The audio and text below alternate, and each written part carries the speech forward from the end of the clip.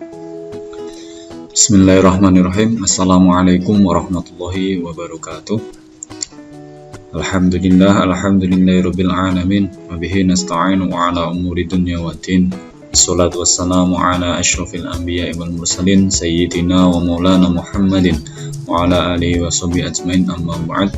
Selamat pagi teman-teman. Alhamdulillah pada pagi hari ini kita dipertemukan kembali dalam perkuliahan manajemen pembiayaan syariah. Nah, teman-teman, di pertemuan pertama kali ini tentu saya ingin mengucapkan rasa syukur saya terhadap Allah Subhanahu wa taala karena pada kondisi pandemi seperti ini kita masih bisa diberi kesempatan untuk belajar meskipun secara virtual. Salawat dan salam marilah kita aturkan kepada junjungan kita Nabi Agung Muhammad sallallahu alaihi wasallam. Beliaulah Nabi yang kita nantikan syafaatnya kelak fi yaumil qiyamah. Semoga kelak kita akan mendapatkan syafaatnya. Amin ya rabbal alamin.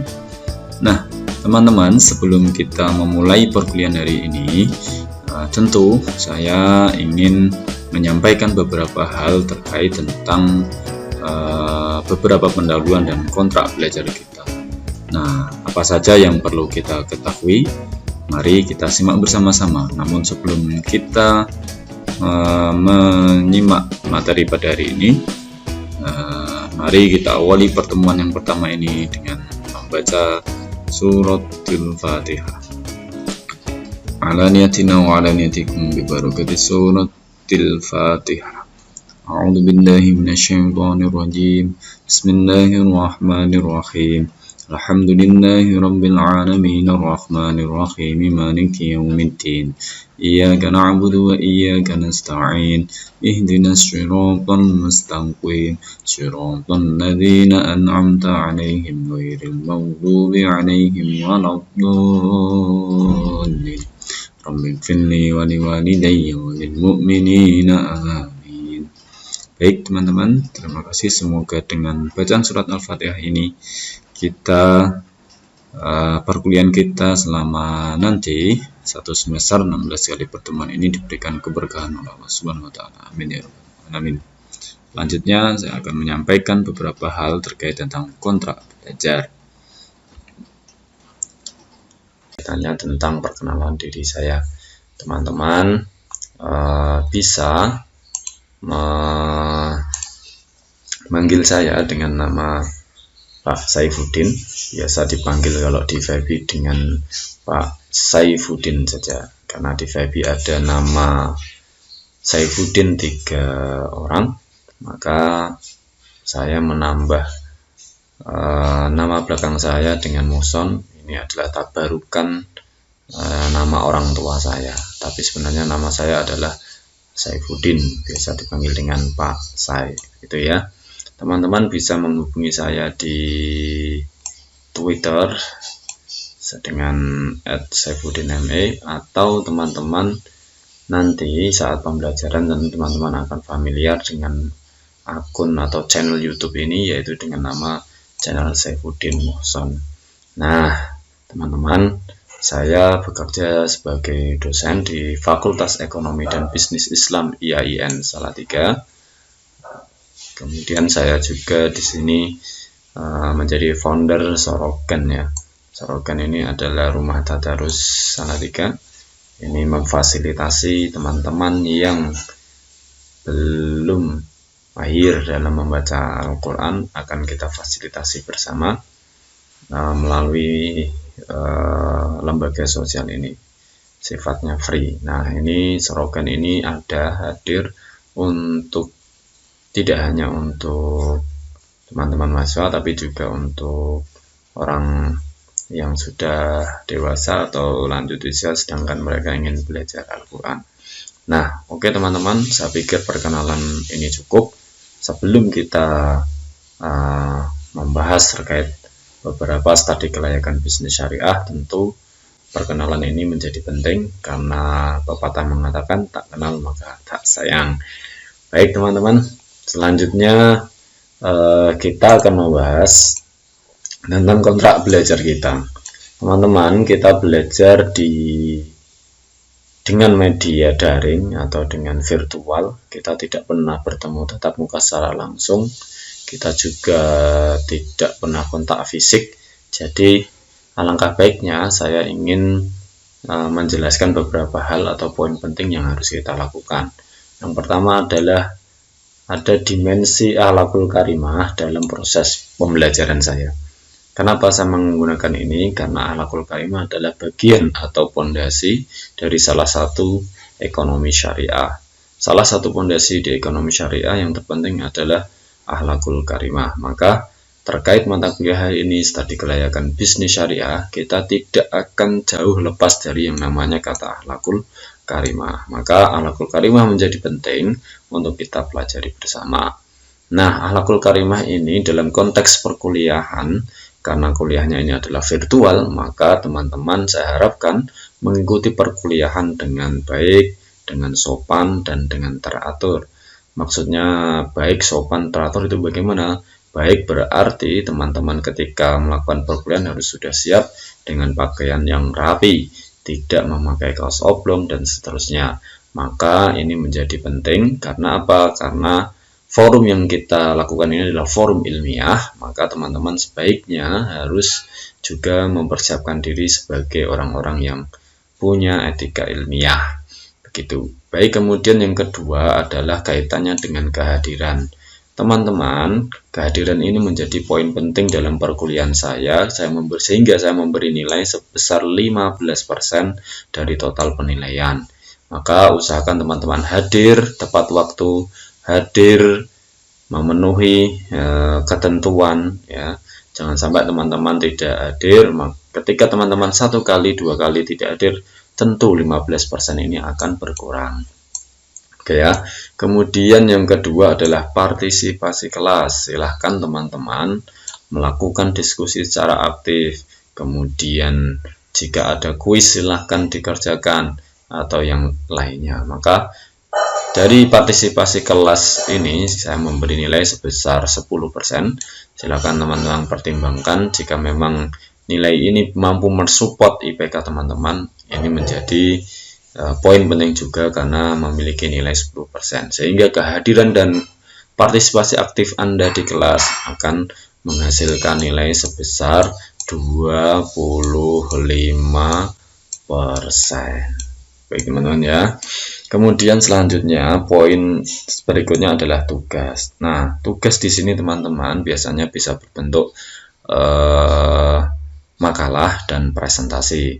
Ini sifatnya nanti kelompok. Maka saya harapkan teman-teman mengerjakannya secara bersama-sama, gotong royong, sehingga teman-teman memiliki kontribusi atas nilai sebesar 15% yang teman-teman dapatkan. Nah, makalah yang akan teman-teman kumpulkan secara otomatis akan dicek melalui aplikasi cek plagiarism yang bernama Turnitin. Maka teman-teman silahkan mempersiapkan diri, usahakan membuat makalah secara orisinil karena nilainya akan diambil dari nilai seberapa besar plagiasi yang dilakukan. Nah, saya harapkan nanti tugas bentuk makalah ini bisa dikumpulkan maksimal pada 3 kali pertemuan atau pertemuan yang ketiga. Semua baik kelompok 1 sampai kelompok terakhir semuanya mengumpulkan makalah di pertemuan ketiga. Oke ya teman-teman, di pertemuan ketiga, kenapa di pertemuan ketiga tidak nunggu harus ketika mau maju baru mengumpulkan makalah? Bukan. Ini nanti akan kita cek plagiasi semuanya, nanti akan kita kembalikan kepada kelompok masing-masing untuk direvisi.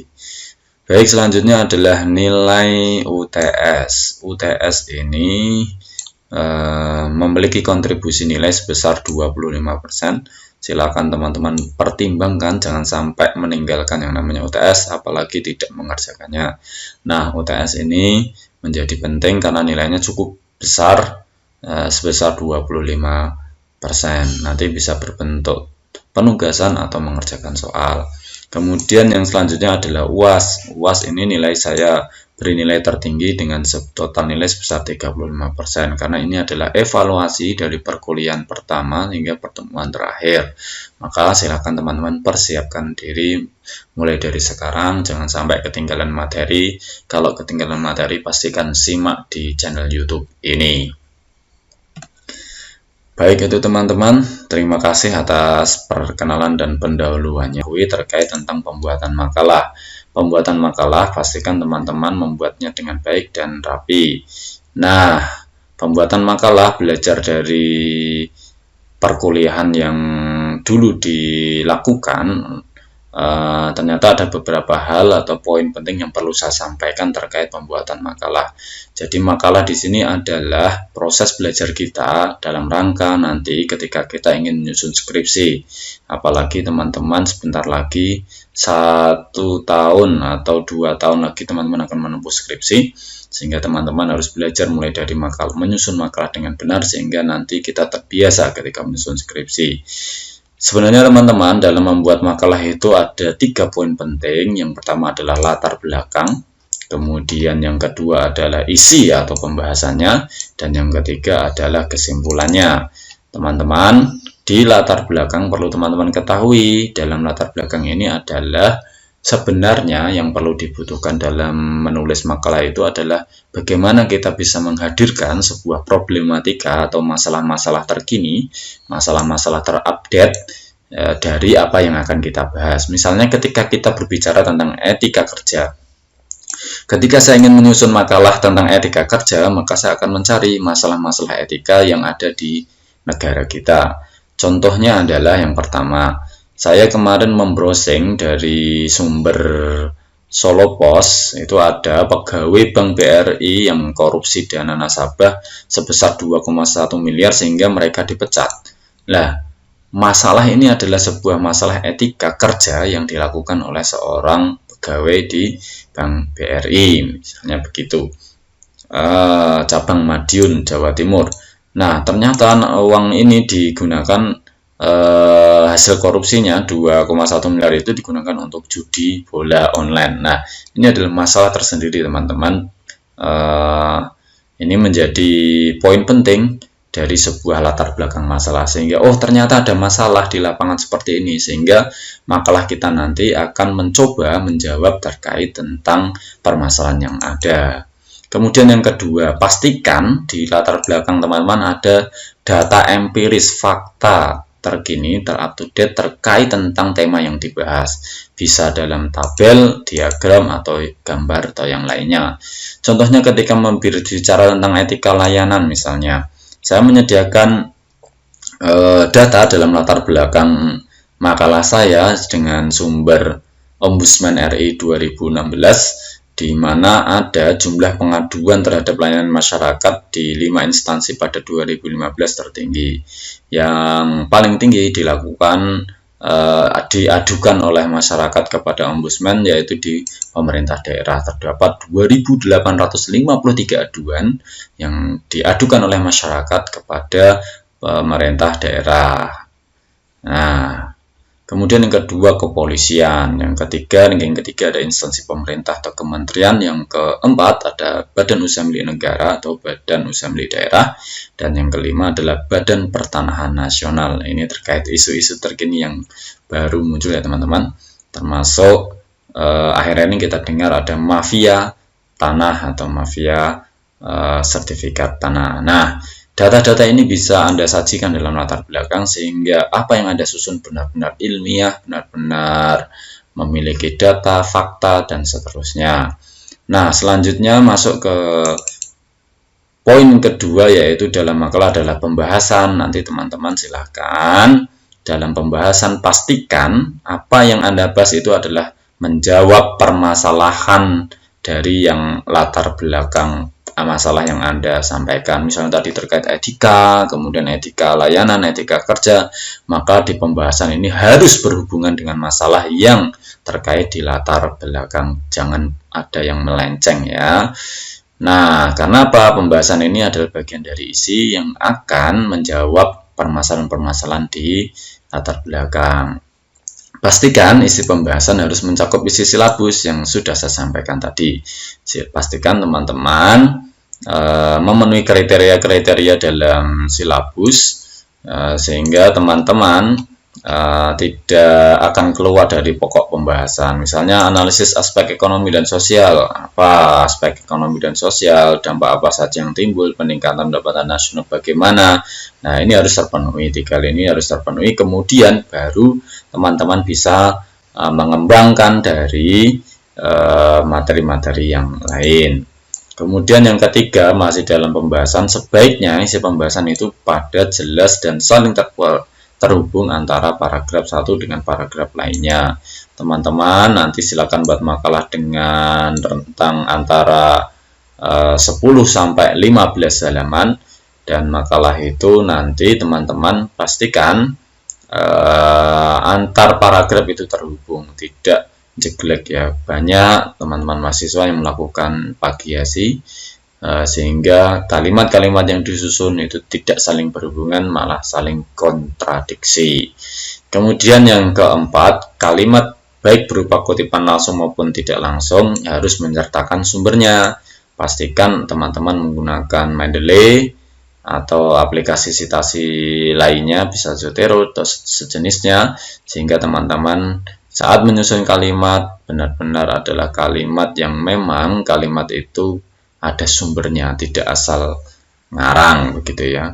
Kalau pengembangan boleh, tapi kalau ngarang itu ini bukan karya ilmiah, karena ini adalah makalah adalah karya ilmiah, bukan fiksi. Selanjutnya adalah kesimpulan. Pastikan teman-teman dalam kesimpulan ini tidak ada unsur selain kesimpulan semata. Kadang mahasiswa banyak yang isi ada saran, ada masukan, dan seterusnya. Tidak usah, cukup kesimpulan saja. Pastikan kesimpulan tidak mengulang kalimat yang ditulis dalam latar belakang. Ya, jangan sampai mengulang kalimat-kalimat, karena ini sifatnya adalah kesimpulan saja. Kemudian pastikan ini yang paling baru di ketentuan makalah yang saya buat adalah evaluasi. Silakan teman-teman nanti membuat 5 butir soal, di mana 5 butir soal ini saya gunakan nanti untuk bahan soal atau kuis dalam setiap pertemuan. Jadi apa yang teman-teman sampaikan di makalah ini kita turunkan menjadi sebuah evaluasi 5 soal yang jawabannya nanti tentu ada di makalah ini, sehingga nanti ini sebagai dasar saya untuk memberi pertanyaan pada teman-teman di pertemuan-pertemuan berikutnya. Selanjutnya adalah daftar pustaka. Daftar pustaka ini sebaiknya menggunakan Mendeley, karena Mendeley ini diwajibkan ketika teman-teman nanti menyusun skripsi, sehingga teman-teman harus menguasai sejak dini. Pastikan dengan menggunakan model style. Jika teman-teman kesulitan menggunakan Mendeley, silahkan teman-teman buka di YouTube, sangat banyak sekali penjelasan tentang Mendeley, penggunaan Mendeley ini. Contohnya ketika menggunakan Mendeley seperti ini ya teman-teman, otomatis akan tertulis di bibliografi Anda atau di daftar pustaka makalah Anda. Ini akan ada secara otomatis ketika teman-teman menginstal menggunakan aplikasi Mendeley. Baik teman-teman, saya pelajari di 16 pertemuan mendatang. Tentu ini akan saya sampaikan agar teman-teman memahami beberapa hal terkait apa saja yang akan kita pelajari. Nah teman-teman, saya harapkan nanti setelah teman-teman mengikuti perkuliahan ini, teman-teman bisa mengetahui tentang manajemen pembiayaan bank syariah itu, kemudian produk-produk pembiayaan syariah seperti apa, kemudian prosedurnya sebagaimana. Tentu diharapkan teman-teman juga mampu menganalisa teknik pengambilan keputusan dalam pembiayaan syariah. Nah, pada pertemuan yang pertama hari ini pembahasan kita masih pada hal pendahuluan. Nanti kita hari ini sekedar ya bicara tentang pendahuluan saja, kayak tentang apa itu pembiayaan, manajemen pembiayaan syariah. Kemudian di pertemuan yang kedua, besok kita baru akan membahas tentang bagaimana pengertian dan jenis pembiayaan di bank syariah. Pengertian dan jenis pembiayaan di bank syariah ini tentu terkait tentang bagaimana falsafah pembiayaan di bank syariah, kemudian pengertiannya seperti apa, tujuannya seperti apa, kemudian fungsi pembiayaan seperti apa, termasuk juga jenis-jenis pembiayaan. Nah, silakan nanti kelompok pertama mempersiapkan makalahnya. Kemudian di pertemuan yang ketiga, kita nanti akan membahas tentang bagaimana sih ketentuan syariah pada produk pembiayaan di bank syariah. Nah, beberapa terkait tentang ketentuan syariah ini nanti kita akan belajar kategori kontrak keuangan syariah itu seperti apa. Kemudian ketentuan syariah pada produk pembiayaan berbasis jual beli itu seperti apa. Kemudian ketentuan syariah pada produk pembiayaan berbasis kerjasama bagaimana, berbasis sewa gimana, kemudian berbasis pinjaman dan kebajikan untuk kontur hasan itu bagaimana. Nah, silakan nanti kelompok 2 mempersiapkan diri. Kemudian di pertemuan yang keempat, nanti kita akan berbicara tentang bagaimana penentuan nisbah dan profit margin dalam pembiayaan syariah. Nah, termasuk di dalamnya nanti bagaimana sih sistem syirkah atau bagi hasil serta penentuan nisbah bagi hasilnya. Nah, mungkin juga nanti kita akan berbicara bagaimana profit margin dalam akad tijarah. Silakan kelompok 3 mempersiapkan makalahnya. Kemudian di pertemuan yang kelima nanti kita akan berbicara terkait tentang kebijakan dan organisasi penyaluran pembiayaan di bank syariah. Nah, ketentuan umum penyaluran dana itu seperti apa, kemudian prinsip kehati-hatian dalam penyaluran dananya gimana, organisasi dan manajemennya seperti apa, wewenang tanggung jawabnya gimana, kebijakan dan persetujuan penyaluran dananya seperti apa. Baik, ini nanti akan kita pelajari di pertemuan yang kelima, berarti kelompok 4 mempersiapkan diri membuat makalahnya. Kemudian di pertemuan yang keenam, nanti kita akan berbicara terkait tentang manajemen proses, dokumentasi, dan pengawasan pembiayaan di bank syariah. Nah, ini terkait tentang proses penyaluran dananya nanti seperti apa, kemudian dokumentasi atau administrasi apa saja yang perlu dipersiapkan, kemudian bagaimana pengawasan penyaluran dana seperti apa, kemudian jika ada penyaluran dana yang bermasalah, penyelesaiannya seperti apa. Nah, ini nanti kelompok 5 silakan membuat makalahnya sesuai konteks tema yang kita bahas nanti besok di pertemuan ke-6. Kemudian di pertemuan yang ke-7 kita nanti akan berbicara tentang kebijakan dan teknik pembiayaan di bank syariah. Nah, ketentuan kebijakan pembiayaan di bank syariah nanti seperti apa, kemudian penyusunan rencana pembiayaan, kelayakannya bagaimana, proses administrasi pembiayaan seperti apa, rambu-rambu suatu bank syariah dikatakan sehat itu seperti apa, dan bagaimana menentukan profit margin dan nisbah bagi hasil dalam kebijakan teknik pembiayaan bank syariah itu. Nanti kelompok 6 silakan mempersiapkan diri. Setelah itu kita akan melaksanakan ujian tengah semester. Nah, di sela-sela pertemuan yang ke-7 dan ke-8. Baik, selanjutnya di pertemuan yang ke-8 kita akan berbicara tentang analisis kelayakan pembiayaan bank syariah. Nah, tentu kelayakan pembiayaan bank syariah ini memiliki beberapa tujuan dan prinsip yang harus dipenuhi. Kemudian prosedur analisis pembiayaannya bagaimana, kemudian aspek-aspek analisis pembiayaan seperti apa, dan termasuk pedoman MOU pembiayaan itu seperti apa. Nah, ini nanti di pertemuan ke-8 silakan kelompok 7 mempersiapkan diri untuk membuat makalahnya. Kemudian di pertemuan yang ke-9 nanti kita akan berbicara tentang pembiayaan murabahah di bank syariah. Nah, pembiayaan murabahah di bank syariah ini tentu terkait tentang pengertiannya bagaimana, prakteknya seperti apa, jaminannya untuk pembiayaan murabahah itu seperti apa, kemudian penetapan harga jual murabahannya seperti apa. Nah, ini nanti kita akan bahas bersama-sama dengan kelompok 8. Kemudian di pertemuan yang ke-10 nanti kita akan berbicara tentang pembiayaan akad Bai al-Salam di bank syariah. Bai al-Salam ini Ya, tentu juga sama seperti halnya di pertemuan yang ke-9, kita akan mengetahui pengertian pembiayaan by as-salam seperti apa. Kemudian hukum jual belinya seperti apa, syarat dan rukunnya, ketentuan tentang pembayarannya, aplikasi produknya dalam bank syariah seperti apa, dan kemudian tentu kita akan bahas beberapa kasus pembiayaan akad by as-salam. Nanti kita akan diskusikan bersama kelompok ke-9. Kemudian di pertemuan yang ke-11 kita nanti akan berbicara tentang pembiayaan akad by istisna di bank syariah. Sama seperti di pertemuan sebelumnya, kita akan bahas bagaimana pengertiannya, dasar hukumnya, rukun dan syaratnya, mekanisme pembiayaan seperti apa, dan aplikasi jual beli istisna dalam lembaga keuangan syariah. Nanti kita akan diskusikan bersama-sama kelompok 10. Di pertemuan yang ke-12 nanti kita akan berbicara tentang pengawasan dan penanganan pembiayaan bermasalah di bank syariah. Tujuan pengawasan pembiayaan itu seperti apa, kemudian caranya penanganan pembiayaan bermasalah itu bagaimana. Nanti kita akan diskusikan bersama kelompok 11. Selanjutnya di pertemuan yang ke-13 atau tatap muka yang ke-13 terakhir ya, nanti kita akan berbicara tentang pembiayaan sindikasi pada bank syariah.